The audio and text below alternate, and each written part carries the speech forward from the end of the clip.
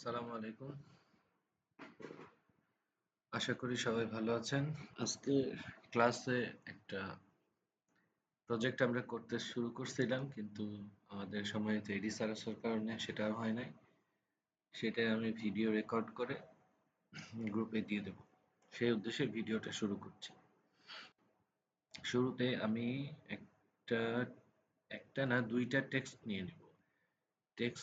আমি text tool দিয়ে প্রথমে টেক্সটের জন্য সিলেক্ট করলাম, এরপরে এখান থেকে ফন্টের সাইজ বড় করে দিচ্ছি এবং ফন্ট যেটা আছে আমি ফন্টটা একটু চেঞ্জ করে দিচ্ছি।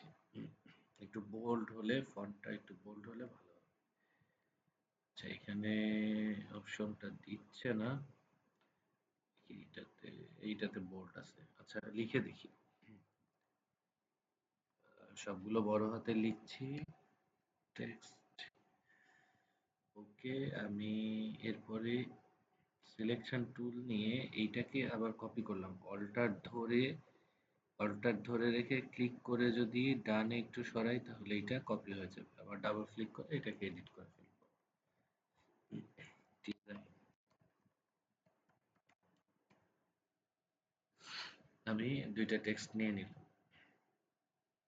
এরপরে আমি প্রথমে ইলিপস নিব। মানে আমাদের মূল উদ্দেশ্য যে গোল একটা শেপের মধ্যে টেক্সটগুলোকে সুন্দর করে সেট করা এবং সেটাকে ডিজাইন অ্যাপ্লাই করা, এবং আজকে দেখব 3D ডিজাইন অ্যাপ্লাই করা। কারণ এর আগে গোল শেপের মধ্যে টেক্সটগুলোকে লোগোর জন্য সেট করার এই ক্লাসটা আমরা করেছিলাম। আজকে সেটাকে 3D মডেল কিভাবে সেট করা যায় সেটাই। আমি শিফট ধরে তারপরে গোল শেপটা নিয়ে নিলাম। এরপরে এরেজার টুলের এখানে ক্লিক করে ধরে রাখলাম, তাহলে ভেতরে মেনুগুলো দেখালো। আমি এই নাইফ টুলটা নিয়ে নিলাম। নিয়ে এই নাইফ টুল দিয়ে এই শেপটাকে এইভাবে সুন্দর করে ঢেউয়ের আকৃতিতে আমি কেটে নিলাম, দুই ভাগ করে নিলাম। নিয়ে আমার যে কাজ, প্রথম কাজ হচ্ছে আমি এই অংশটা, উপরের অংশটা এবং শিফট ধরে প্রথম টেক্সট এই দুইটা সিলেক্ট করব। পরে অবজেক্ট মেনুতে ক্লিক করলাম, সরি, তারপরে এনভেলপ ডেস্কটপ, তারপরে মেক উইথ টপ অবজেক্ট এটা সিলেক্ট করে দিলাম। দেখেন এই এই অবজেক্টের সঙ্গে আমার এই টেক্সটটা ম্যাচ করে গেল। এবং এই ক্ষেত্রে একটা জিনিস খেয়াল রাখবেন যে আমাদের এই টেক্সট লেয়ারের সিরিয়ালটা আমি দেখাই। দেখেন এই টেক্সট লেয়ারটা থাকবে নিচে, এই যে ডিজাইন লিখা এটা থাকবে নিচে, আর এই যে গোল অবজেক্ট যেটা এটা থাকবে উপরে। সবসময় টেক্সট থাকবে নিচে, নিচের লেয়ারে, আর এই শেপগুলো থাকবে উপরের লেয়ারে। তাহলে আমাদের এই অপশনটা কাজ করবে। আমি এর পরের অপশনটা আবার একই রকম করে ডিজাইন করে নিচ্ছি। ডিজাইন লেখা সিলেক্ট করলাম, শিফট ধরে নিচের এই শেপটা সিলেক্ট করলাম। এখন কন্ট্রোল অল্টার সি চাপলেই আমি এর আগে যে কমান্ডটা করছি ঠিক একই কমান্ড এখানে অ্যাপ্লাই হয়ে যাবে। কন্ট্রোল অল্টার সি, দেখেন তাহলে আমরা সুন্দর গোল শেপের মধ্যে আমাদের টেক্সটটাকে সেট করতে পারলাম। এখন গোটাটা সিলেক্ট করে আমি কন্ট্রোল জি চেপে এটাকে গ্রুপ করে নিলাম। গ্রুপ করে আমি এক সাইডে এইভাবে সরায় রাখলাম। এরপরে control C, control V, control C তে কপি হলো, কন্ট্রোল ভি তে পেস্ট হলো। আমি আরেকটা শেপ নিয়ে নিলাম। তাহলে এই শেপটাকে যখন কপি করে আরেকটা শেপ নিলাম, এই শেপটা এর উপরে অবস্থান করবে। আচ্ছা, আবার যদি কন্ট্রোল ভি দিয়ে পেস্ট করি তাহলে আরেকটা আসলো এবং এইটা এই তিনজনের উপরে উপরে অবস্থান করবে। তাহলে এই যে সবার উপরে যে লেয়ারটা আসলো, কপি করার পরে যে লেয়ারটা আসলো একে আমি একেবারে বাইরের দিকে সরিয়ে রাখলাম। আর সবচেয়ে প্রথমে যেটা ছিল, সবচেয়ে পেছনে যেটা আছে এইটাকে সিলেক্ট করলাম, করে শিফট ধরে এইটার সাইজটা আমি ছোট করে নিলাম, এই এতটুকু।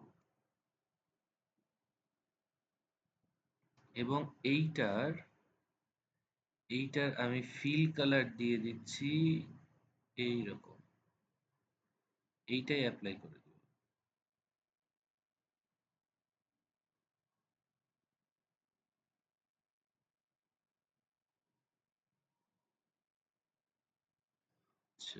এটা কেন অ্যাপ্লাই হচ্ছে না? আচ্ছা, সাদা সাদা কালার। আচ্ছা, ঠিক আছে, এটা অ্যাপ্লাই না হওয়ার আর একটা কারণ আছে। এটা টেক্সট লেয়ার হিসেবে আছে, এটাকে আমরা অবজেক্টে গিয়ে এক্সপান্ড করে দেব। এক্সপান্ড করে ওকে করব, তাহলে আমার মনে হয় যে এইবার এর উপরে কালারটা অ্যাপ্লাই করা যাবে। আমি কালারটা এবার অ্যাপ্লাই হয়েছে, এই রকম করে একটা ধূসর কালার রাখলাম। এরপরে এইটার উপরের লেয়ার হচ্ছে এইটা, এই লেয়ারটাকে আমি সিলেক্ট করলাম। সিলেক্ট করে এইটার ফিল কালারটা দিয়ে দিব হালকা আকাশি ধরনের, অথবা আপনারা আপনাদের পছন্দ মতো একটা কালার দিতে পারেন, অসুবিধা নেই। সরি, এটাকেও আমি এক্সপান্ড করে নেই নাই, এটাকেও এক্সপান্ড করে নিতে হবে, অর্থাৎ এই টেক্সটটাকে একটা অবজেক্টে রূপান্তর করতে হবে। যে অবজেক্টে রূপান্তর করে নিলাম, এরপরে আমি যে কালারটা অ্যাপ্লাই করতে চাচ্ছিলাম এটা অ্যাপ্লাই হবে। এই যে অ্যাপ্লাই হয়ে গিয়েছে। এখন আমি এই দুইটাকে সিলেক্ট করলাম। এই যে যে দুইটা কালার, এইটা নিচে আর এটা তার উপরে, এই দুইটাকে সিলেক্ট করলাম। সিলেক্ট করে অবজেক্টে গিয়ে ব্লেন্ডে গিয়ে মেক, কন্ট্রোল অল্টার বি চাপলেও এটা হয়। আচ্ছা, মেক করলাম, তারপরে আবার অবজেক্টে গিয়ে আবার ব্লেন্ডে গিয়ে ব্লেন্ড অপশনস, ব্লেন্ড অপশনস থেকে স্পেসিফাইড স্টেপস রিভিউ নেই, এখানে একটা স্টেপ আছে, আমরা স্টেপ বাড়াতে থাকি। দেখেন সুন্দর করে ম্যাচ হয়ে গিয়েছে। আরো করা যায়। আচ্ছা, আমি 100 রেখে দিচ্ছি, 101। ওকে। এরপরে দেখেন, এই দুইটাকে যদি আমি এখন আহ, এই যে এই দুইটা লেয়ারকে যদি আমি এখন সেন্টার অ্যালাইন করে দেই, সেন্টার অ্যালাইন করে দিলে এই দুইটা সুন্দর করে একটা 3D ইফেক্ট তৈরি করবে। অলরেডি কিছুটা তৈরি করেছে, বুঝতে কষ্ট হচ্ছে, আমি ঠিকঠাক করে দিচ্ছি। আচ্ছা, এখন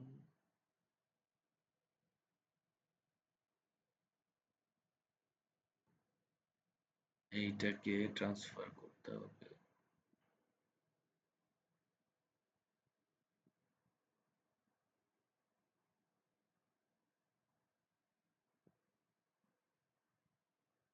এই যে ট্রান্সফর্ম নামে যে অপশনটা আছে, এই অপশনটা থেকে এই অ্যালাইন, আমরা অ্যালাইন অ্যালাইন সাধারণত এই দিকেই দিয়ে দেয়। এখন যে কোনো কারণে হোক দিচ্ছে না, আপনাদের থাকলে এখান থেকে অ্যাপ্লাই করে দিবেন, যদি না আসে তাহলে উইন্ডো থেকে এইভাবে নিয়ে আসবেন। নিয়ে এসে এই মাঝখানেরটা আর হচ্ছে এই মাঝখানেরটা, এই দুইটা দিলে এটা তো অ্যাপ্লাই হওয়ার কথা। আচ্ছা, হচ্ছে না, যেহেতু হচ্ছে না আমরা এইটাকে সিলেক্ট করে যদি মাঝখানে নেই,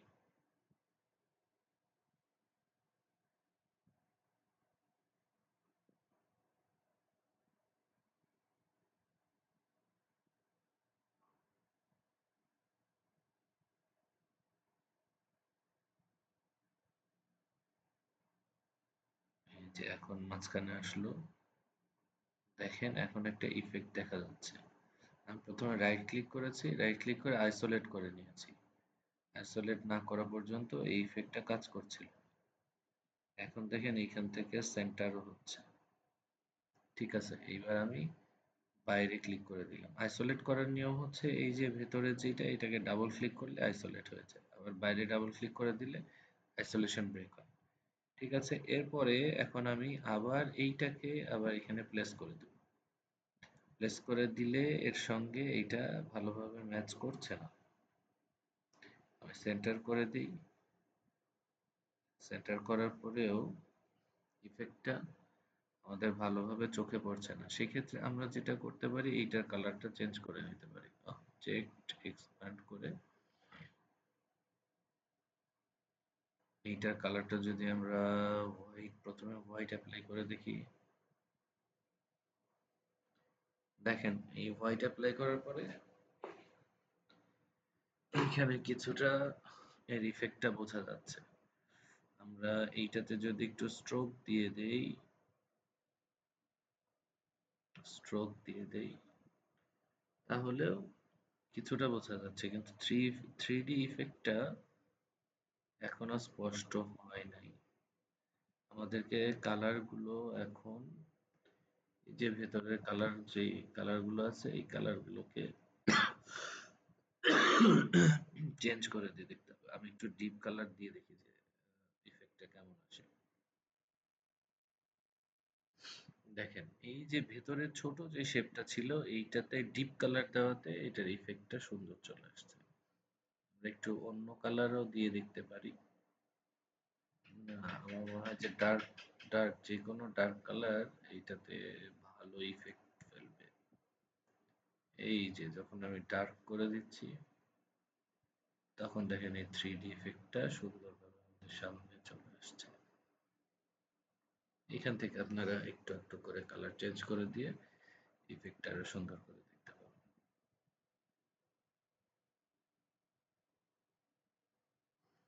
ঠিক আছে, আর সবচেয়ে ওপরে যে লেয়ারটা আছে সেই লেয়ার, আচ্ছা আমি বাইরে ক্লিক করছি। বাইরে ক্লিক করে এখন এই পুরোটাকে আমি গ্রুপ করে দিই। কন্ট্রোল জি চেপে গ্রুপ করে দিলাম। দেখেন গ্রুপ হয়ে গেল। এখন যেটা করতে হবে, আমার ব্যাকগ্রাউন্ডের কালারটা যদি আমি পরিবর্তন করে দিই তাহলে এটার ইফেক্টটা আরো সুন্দর হবে দেখতে পাবো। ব্যাকগ্রাউন্ডে একটা রেক্টেঙ্গুলার শেপ নিলাম এবং এইটার কালার চেঞ্জ করে দিচ্ছি একটা গ্রিন টাইপের। আর এটাকে কন্ট্রোল, তারপরে থার্ড ব্র্যাকেটের স্টার্টিং যেটা এটাতে ক্লিক করে এটাতে প্রেস করে আমি এটাকে ব্যাককে পাঠিয়ে দিলাম। দেখেন এখন এই যে আমাদের এই ইফেক্টটা সুন্দর ফুটে উঠেছে। এখন ইচ্ছা করলে আপনারা এই কালারগুলোকে আনগ্রুপ করে দিয়ে এই কালারগুলোকে আরো পরিবর্তন করে বিভিন্নভাবে পরিবর্তন করে এক্সপেরিমেন্ট করে দেখতে পারেন যে এখানে অন্য কালার সেট করলে এটার ইফেক্টটা কেমন আসে। আমার মনে হয় যে শেষেরটা যেটা লাস্টে ছিল সেটা,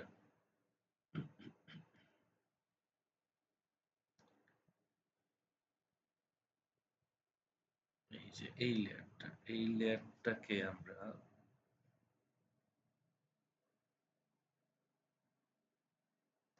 এই লেয়ারটার কালার চেঞ্জ করে দিয়ে দেখতে পারি যে কেমন আসে।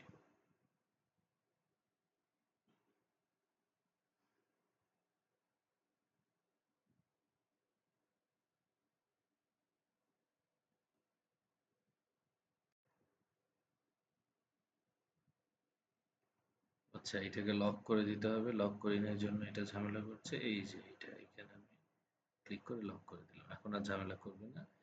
এগুলোকে আবার ঠিকভাবে অ্যারেঞ্জ করে নিচ্ছি আমি।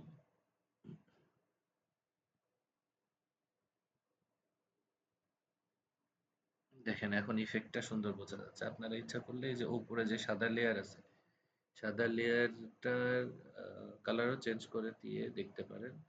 দেখেন এই ইফেক্টটা আরো বিভিন্নভাবে আমার ডিজাইনের সঙ্গে যে কালারটা প্রাসঙ্গিক হবে সেই কালারটা আমি ব্যবহার করে এটাকে প্রেজেন্ট করতে পারি। এবং এখন থ্রি ডি ইফেক্টটা আরো সুন্দর করে আমরা বুঝতে পারছি। তো আপনারা এই কালারগুলোকে আমি যেভাবে কালার করছি এই কালারগুলো এইভাবে না করে ভিন্ন ভিন্ন কালার ব্যবহার করবেন, করে নিয়ে ভিন্ন আরো চমৎকার করে আমি যেভাবে করছি এর চাইতেও আরো সুন্দর করে আরো চমৎকার করে আপনারা প্র্যাকটিস করে সেই ছবিটাকে সেভ করে গ্রুপে আপলোড দেন। আর ছবিটা সেভ করা, এটাকে ইমেজ মোডে সেভ করার সিস্টেম হচ্ছে ফাইল, তারপরে এক্সপোর্ট।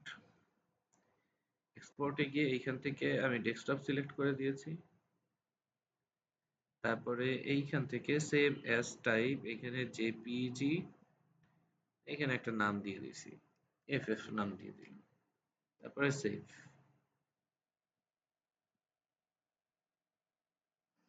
এখানে কালার মোড জানতে চাইবে, আপনারা সিএমওয়াইকে আর জিবি যেটা ভালো হয় দেবেন, সমস্যা নেই। তবে পিসিতে এডিটের জন্য ব্যবহার করতে চাইলে আর জিবি দেওয়া ভালো, আর যদি প্রিন্টের জন্য বুঝতে চান যে প্রিন্টের কালার কেমন আসবে তাহলে সিএমওয়াইকে দেবেন। ওকে করে দেন। ওকে করে দিলে আমাদের এইটা, ইমেজটা দেখেন জেপিজি মোডে এইভাবে সেভ হয়ে গিয়েছে। এখন আপনারা এইটাকে গ্রুপে আপলোড দিয়ে দিবেন, অথবা এর সঙ্গে আরো কিছু ডিজাইন অ্যাড করে সাইড দিয়ে আপনারা লোগো বানানোর চেষ্টা করে দেখতে পারেন যদি সময় থাকে। তো আজকে এ পর্যন্তই, ভালো থাকবেন সবাই, আল্লাহ হাফেজ।